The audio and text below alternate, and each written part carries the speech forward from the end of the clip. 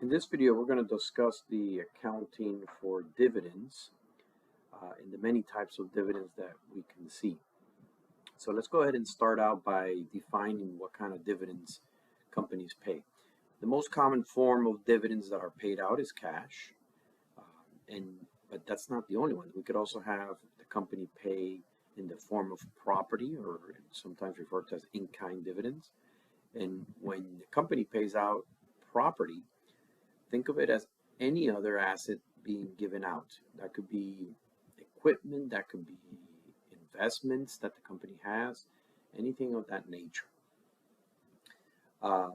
Thirdly, we could have stock dividends. So instead of giving cash or instead of giving other types of assets, the company might just issue additional shares to those stockholders. And then lastly, the last type of dividend that you're going to see is a liquidating dividend. Okay? And sometimes we use the term here that for liquidating dividends that these are other than retained earnings dividends. And what we're saying with that is that instead of distributions of profits coming out of retained earnings, like would be the case for cash, property, and stock dividends, in the liquidating dividend, this is when a company is closing, ceasing operations, and the paid-in capital accounts are distributed. So instead of it coming out of retained earnings, it's coming out of those original investments. Little side note here I have, it says that the cash dividend can serve as a signal. What do I mean by that? In the markets, in the stock markets, when a company pays dividends, that many times is viewed as a positive signal, right?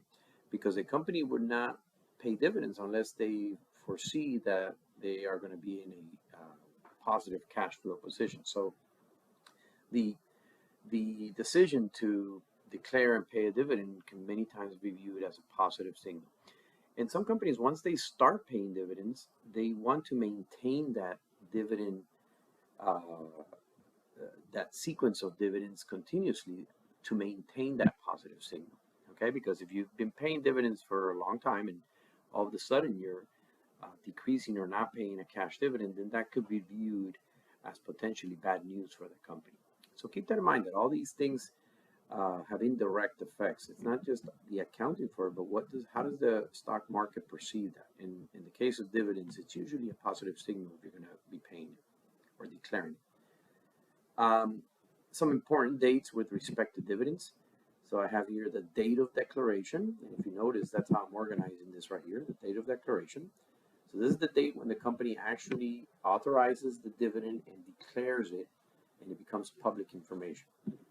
Now, from that date, the next important date would be the date of declaration. Oops, excuse me. Get this out. There it goes, sorry. So after the date of declaration, we have the date of record. So that's what I have right here. So the date of record is an important date in the sense that the corporation has already decided that they're going to pay a dividend, and now on a future date, whoever is the holder of that dividend, whoever's the holder of that stock will get that dividend, right? So this is the date of record. This is on the closing day. This is the person or the investor that will get that dividend. So naturally, if you think about it, it's more attractive for you to buy the stock right before, right? So that you can be the owner or on the date of record. And that is a true statement, but also keep in mind that that stock is probably going to be trading a little bit higher here than it will right here after the date of record, okay? Because whoever buys it right here is also going to get a dividend on the date of record. So that's how the market adjusts for those kind of favorable things. And then right after the date of record, we would say that that stock is trading ex-dividends date. So it's trading post the date of record. And usually there's a little bump down in price because of the fact that whoever buys it after the fact, they're not going to get that dividend. It was the person or the investor that had it on the date of record. And then finally, there is the date of payment. So notice how from the date of declaration to the date of payment, there is a time so that the company can figure out who is the owner on the date of record. And then obviously on the date of payment, that's when the cash or other asset is handed out. Okay, so let's do the simplest one.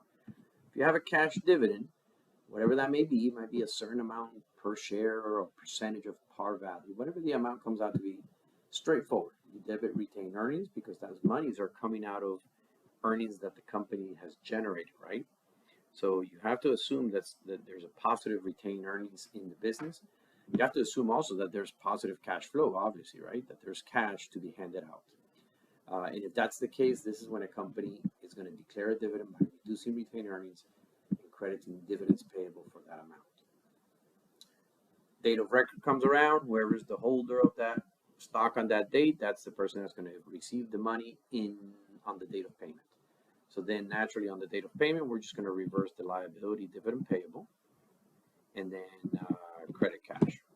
Right there, so this is offsetting that. So let me just kind of paint it a little different colors so that we can visualize it a little easier. There we go. Okay, sometimes you'll see, and especially in homework exercises and things like that, you're going to find where they'll say the company declared and paid a dividend of X amount. So if that's the case, then it's just debit retained earnings and credit cash, right? Because you don't have a difference between date of declaration and date of payment. But in real life, there is that differential. Okay. Second type of dividend, a property dividend, right? So the main thing here is to make sure that if the company is going to issue a property dividend, that before that transaction is realized, okay, because keep in mind, once that property is handed out to investors, a realization of a transaction has occurred. So once you have that property that's going to be handed out, it needs to be marked to market. It needs to be adjusted to fair market value. Very important because of the realization of the transaction. So keep in mind, think about things that can be handed out. An equipment, for example. Normally equipment might be carried in the books at book value. You could have inventory that's being handed out. And I'm just making up some stuff. Inventory is normally carried at the lower of cost of market. So in other words, you have all these valuation metrics in there that you need to consider and need to adjust to fair market value. So for example, I have here just an illustration. Assume that there's some asset that has a built-in gain, an unrealized gain that has not been recognized. Well, if I'm going to hand it out as a property dividend, then at that point, I'm realizing a transaction, so I have to recognize that unrealized gain. So in this case, I'm going to recognize a gain to value that asset up, and then I'm going to debit the gain, the asset for the P amount, whatever that P amount is. Okay, I'm just making that up. Okay, so then when you hand out the asset, you're going to hand out the full value of the asset. So this asset could have been in the books. Let me do a little T account right here. Sometimes visualizing a T account can help you. So let's say this is that property, that asset, whatever that may be. And that asset currently is in the books at X. And we're going to value it up to P because we're paying, there's a built-in profit that has been unrealized. So that's what that transaction is about. So when I update the books, and I know this is very algebraic, but just kind of think about it. X, now the value is X plus P, whatever those values are. So when I hand it out, right, when I hand it out, eventually I'm going to hand out X plus P, whatever that value is. And that's what this is reflecting right here, except I put a capital P, I don't know why. Okay, so look what would happen. We valued that asset up. We valued the asset up by amount P. Okay, so let me put a little color right here. That's what this is right here. Okay, now the value of the asset is X plus P, whatever that is. So now when I record it on the date of declaration, I'm going to debit retained earnings for X plus P, and I'm going to credit property dividends payable. Okay, that way I indicate that we are going to distribute that as a property dividend. And don't mind me here changing some of the words. I just want to try to be as consistent as possible. I notice sometimes I change the names and that may confuse some people. So this is the same account. So once you're going to pay it out on the date of payment, you debit that liability and you credit the asset. In other words, take out the asset for that amount that you had already estimated. Okay, and then you've handed out that property dividend, whatever that property is, whatever that asset is. But the key here is this: that if you have a property dividend, okay, you have to understand what value you have in the books. In this case, prior to us declaring that property dividend, the value in the books was X.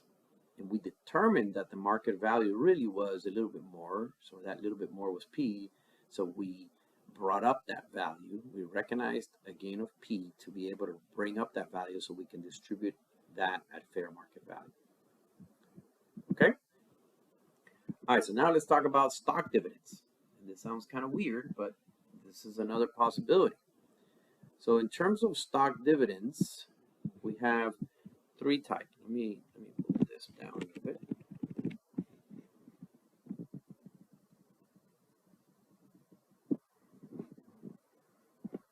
Bear with me 1 second here. We'll talk about the last one at the end there. Okay. So let's look at stock dividends. And I think I said a couple seconds ago that we have three types. And in reality, we just have one type. You're handing out stock as a dividend. But what I should have said is we have three different levels or percentages of stock dividend that we can give out, and each one of those three has a different implication. Okay, the accounting for stock dividends is a little controversial, especially on the side of the small stock dividend, because of the fact, for many reasons that I'm not going to go into in this discussion. But here's the accounting for it.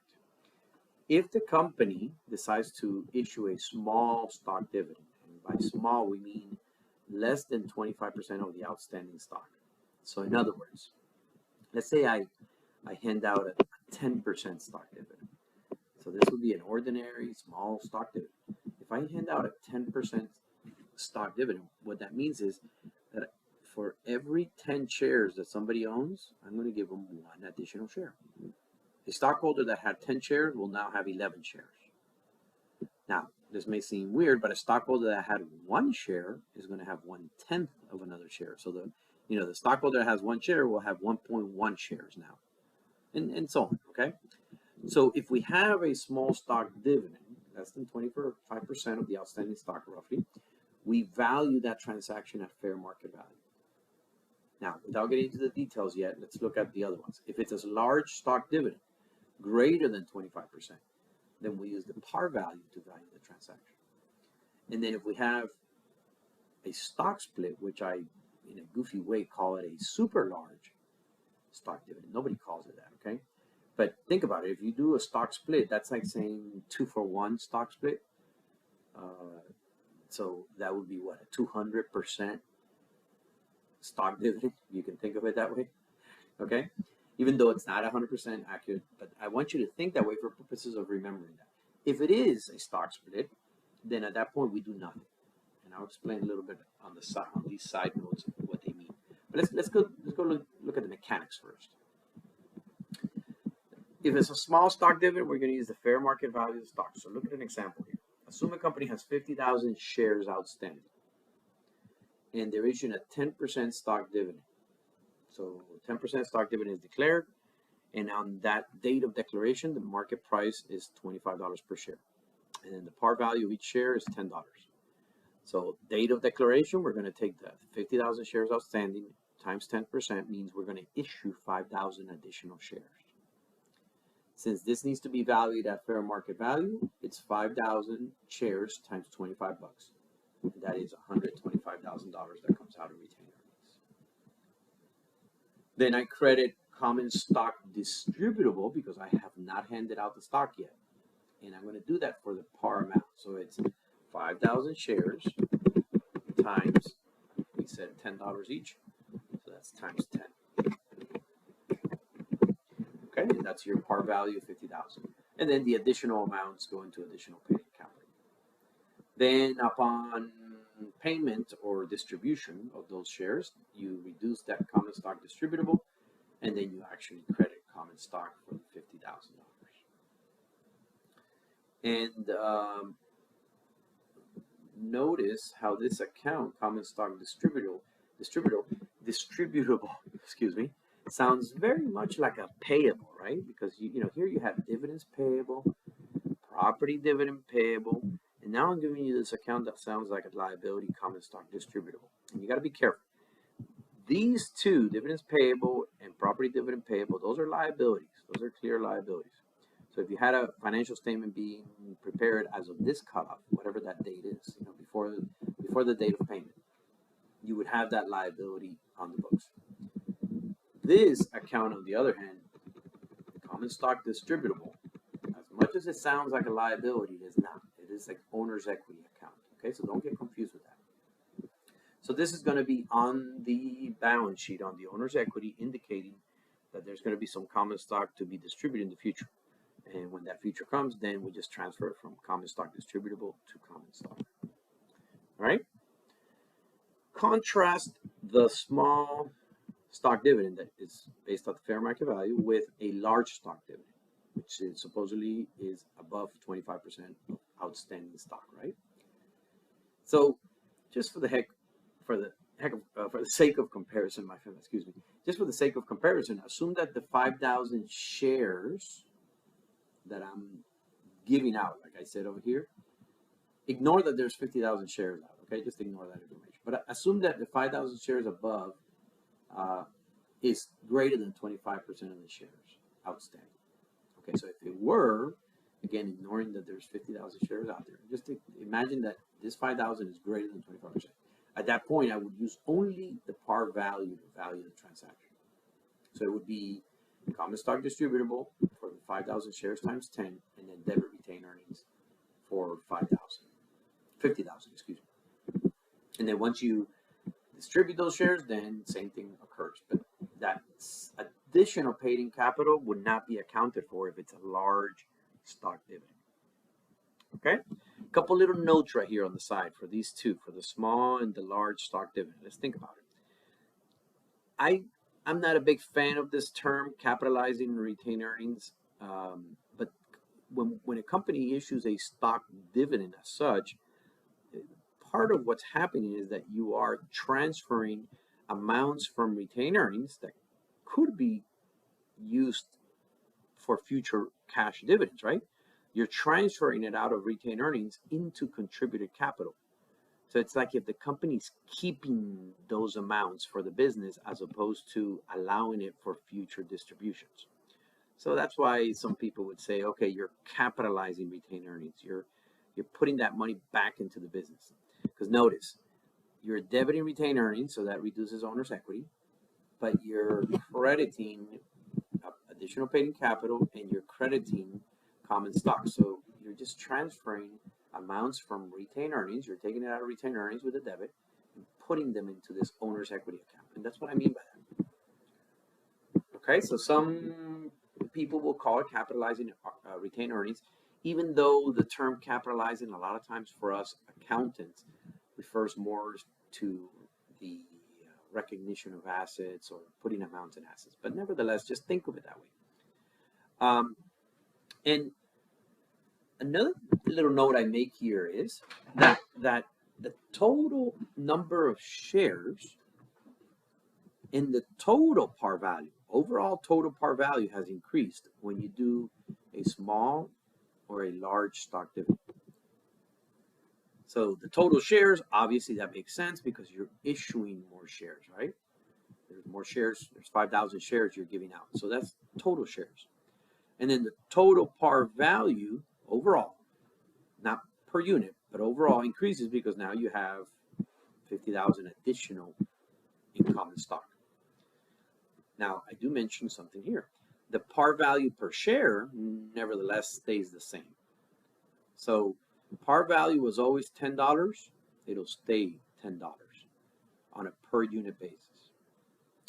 Now, contrast that with what happens in the scenario of stock split. We're going to talk about it. It changes a little bit, this comparison. Whenever you do have a stock split, and again, nobody calls it a super large stock dividend, right? But just think of it that way.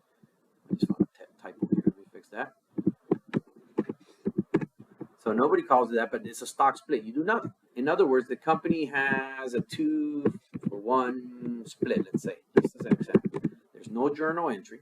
It just simply means that anybody that has 1 share today is now going to have 2 shares of that company. Everybody remains equal owner.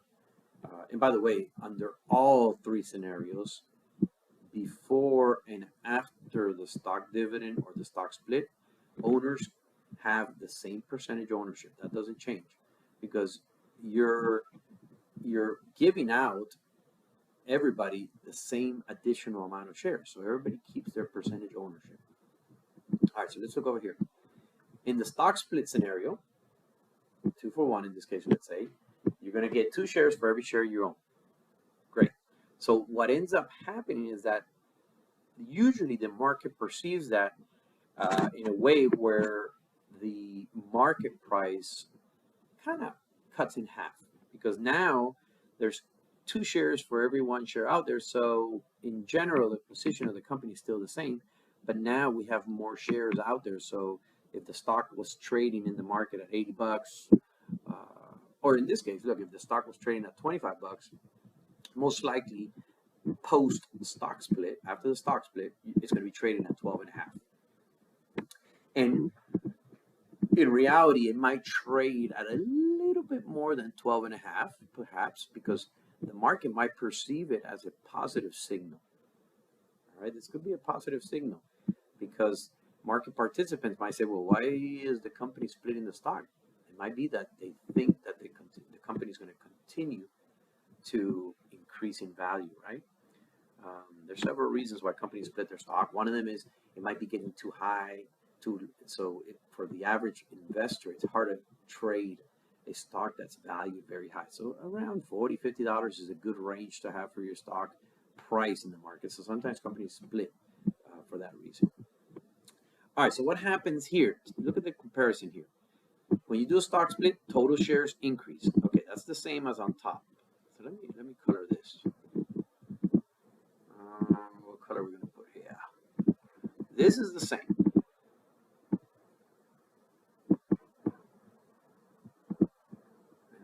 I'm a very visual person, so I like to see these kind of things colored. Right, so that stays the same. Total par value on the other one increased because common stock was going up, additional paid-in capital was going up, right? So the total par value increased. But here under the stock split, the total par value stays the same. We're not doing anything to the par value overall on the balance sheet, okay? Because we're not adding anything else to it. Okay, but what does change is that now if we have 2 shares for each one, we're going to split in a 2-for-1. We're going to split the par value in half. So the par value per share will decrease. So before the par value was $10 per share. Now after the stock split, the par value will be $5 per share. Now contrast that over here. Under the small and large stock dividend, the par value per share stays the same. Right, the $10 per share will be the same. What increases is the total overall. And under the stock split, the total overall stays the same. All right. Last thing here I want to mention is the liquidating dividend. So sometimes this is bad news, right? It doesn't always have to be. There's other reasons why sometimes companies liquidate the investor position. But in general, when a company is issuing a liquidating dividend, that's usually a negative signal to the market, right? Because this company has gone under and it just cannot function as a going concern. But again, not always. So in those cases, keep in mind that as an investor, as a stockholder, you have a residual interest in the company. So you will receive monies after all the creditors are paid and all other secured borrowers are paid. You'll be last on the list of folks that will get their investment back. So it could very likely be that there's no money if it is a scenario where you're liquidating under distress. But let's say that there are monies left over. So at the end, whatever monies are given to you will reduce your contributed capital. And this right here indicates when you have a return on investment, instead of it coming out of retained earnings, instead of you debiting retained earnings to take it out of the company's profits, you're actually returning the investor's investment. And so you debit additional paid-in capital and you credit dividends payable on the date of declaration, and then eventually you pay that out. Okay, a little bit more rare of a type of dividend, but nevertheless you got to think about that. And sometimes when you close a business, all right, at the end, it doesn't necessarily have to be that you're in distress. Sometimes you got to wrap up the business. It had a special purpose, and that purpose came and went. So then at the end, you could have a scenario where you have good profitability and you're just taking out all the profit plus your initial investment. Okay, so then the additional profits that you take out, obviously that follows this scenario here, like the cash dividend, and then so the profits are taken out like that, and then at the end, any amounts that correspond to your initial investment are done as such. Okay, a couple quick little notes. So let's think about some of the things I said, and especially besides the accounting, I want you to think how the market perceives all these things. Okay, so a dividend can be a positive signal, right? Companies, when they issue a dividend, they must feel assured that they can pay this dividend without any problem. So market participants usually see it as a positive thing, and companies many times strive to continue that. Same thing with a stock split. We called it a positive signal as well, right? Because when companies are splitting the stock, it must be that the company managers do not perceive that the stock price will go down in the future, right? So sometimes that could be perceived as a positive thing. And all these, when I say these positive signals, what that means is that sometimes the stock price jumps up a little bit once that becomes public information because the perceived positive signal is there. Okay? And then finally, I mentioned how this was a negative signal, but keep in mind, if a company is liquidating, probably the stock price is the last of your worries because you're already going under, if that's the case, if it's a scenario of distress.